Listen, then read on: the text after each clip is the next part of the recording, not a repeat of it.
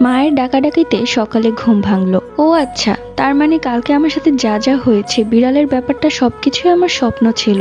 আমিও বড় একটা দীর্ঘশ্বাস ফেললাম। আসলেই তো ওইসব জিন ভূতের গল্প শুধু গল্পতেই মানায়, বাস্তবে আর তেমন কিছুই হয় না, সবকিছুই রূপকথার গল্প। মনে হলো মাথা থেকে একটা বোঝা কমলো। ঘর থেকে বের হয়ে রান্নাঘরে গেলাম। মা বলল পুকুর থেকে পানি নিয়ে আসতে, আজকে বাবা আসবে, যার কারণে মা অনেক ভালো ভালো রান্না করছে। আমিও কলসি নিয়ে পুকুরে চলে গেলাম। পুকুর পাড়ে বসে গুনগুন করে গান গাইছি আর কলসিতে পানি ভরছি। ঠিক ওই মুহূর্তে কেউ বলে উঠলো, তুমি এত বোকা কি করে হতে পারো? এত কিছুর পরও কেন এগুলো স্বপ্ন ভাবছো? আমি ঘাড় ঘুরিয়ে পেছনের আম গাছটার দিকে তাকালাম। দেখলাম সেই গাছে সেই যুবক বসে আছে। তার মানে আমি যা দেখেছি সবকিছুই সত্যি ছিল। মুহূর্তের মাঝে মাথাটা কেমন ভন ভন করে উঠলো। এখনই আমি মাথা ঘুরে পড়েই যাব। ঠিক ওই মুহূর্তে সেই জিন একদম আমার কাছে চলে আসে আর বলে, কি ব্যাপার, মাথা ঘোরাচ্ছে, পানি খাবে?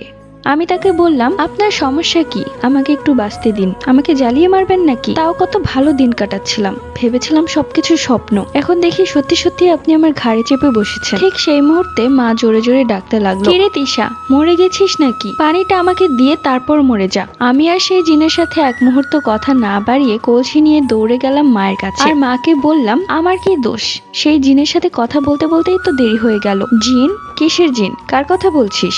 ও আমাদের আম গাছেই থাকে। কি বলিস? কে থাকে? নাম তো জানি না, কিন্তু সে বলেছে সে একজন জিন। তুই আবারও সেই পাগলামো শুরু করেছিস? দাঁড়া, আমাদের গ্রামের পরের গ্রামে একটা ভালো কবিরাজ আছে, সেই কবিরাজ একবার তোকে ঝাড়ফুঁক করে দিলেই তুই একদম সুস্থ হয়ে যাবি। আরে আমি তো মজা করছিলাম, ওইসব জিন টিন কিছু হয় নাকি? এরপর আমি আবারও পুকুর পাড়ে যাই এবং গিয়ে দেখলাম সেই জিনটা আরাম আয়েসে পায়ের উপর পা তুলে আম গাছের উপর বসে আছে আর আমার দিকে তাকিয়ে হাসছে। কি ব্যাপার, তুমি তোমার মাকে বললে না কেন আমার কথা? আবারও কোনো ভণ্ড এসে তোমাকে ঝাড়ফুঁক করাবে তাই? একদম ঠিক বলেছেন, ওইসব ভণ্ড কবিরাজদের আমার দু চোখে দেখতে ইচ্ছে করে না। যাই হোক, আপনি কি এখানেই থাকেন? হ্যাঁ, আমি এই আম গাছেই থাকি। তোমাদের এই পুকুরটা বেশ সুন্দর, আমার বেশ ভালো লাগে। ছোটবেলায় তুমি একবার পুকুরে পড়ে গিয়েছিলে, মনে আছে সেই কথা? আমি যে ছোটবেলায় পুকুরে পড়ে গিয়েছিলাম সেটা আপনি কি করে জানলেন? তুমি নিশ্চয়ই জানো যে তোমার দাদা অনেক বড় মাপের কবিরাজ ছিলেন।